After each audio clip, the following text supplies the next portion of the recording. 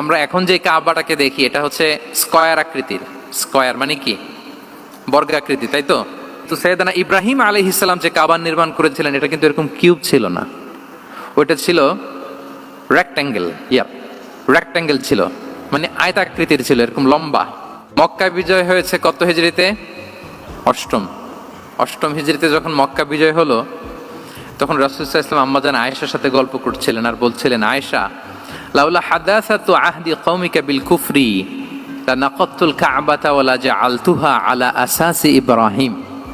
আয়েশা, তোমার এই মক্কাবাসী, তোমার এলাকার লোকজন যদি একটা ক্যাওস সৃষ্টি না করতো তাহলে কাবার যে আসল শেপ, আমি ওই আসল শেপে এটাকে ফেরত নিতাম, কিন্তু নিতে গেলে এখন একটা ঝামেলা বাঁধবে, এজন্য নিব না।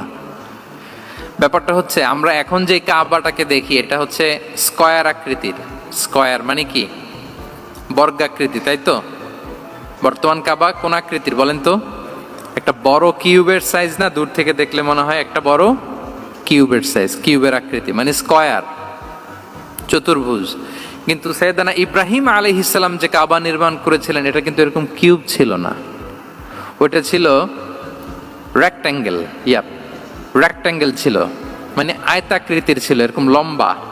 এই যে এই টেবিলটা যেরকম, টেবিলের যে শেপ এরকম ছিল, এরকম লম্বা কাবাঘর ছিল আয়তাকৃতির। কিন্তু এখন এটা কমে স্কয়ার আকৃতির হয়ে গেছে। এর কারণটা কি? কাবা একবার ওখানে অগ্নিকাণ্ড ঘটার কারণে ধ্বংস হয়েছিল, ফলে কাবাকে আবার রিনোভেশন করা লেগেছিল, পুনর্নির্মাণ। তো কুরাইশরা সিদ্ধান্ত নিয়েছিল কাবা পুনর্নির্মাণে আমরা কোনো হারাম টাকা ইউজ করব না, যার কাছে যত হালাল টাকা আছে নিয়ে আসা হলো। কিন্তু হালাল টাকা যতটুকু জমা হয়েছে এটা দিয়ে পুরো কাবা নির্মাণ হয় না, অর্ধেক হয়। ফলে কাবা যে আয়তাকৃতির ছিল সেটা না হয়ে গেছে কি বলেন? বর্গাকৃতির, মানে স্কয়ার। ওই স্কয়ার কাবাই আজ পর্যন্ত রয়ে গেছে।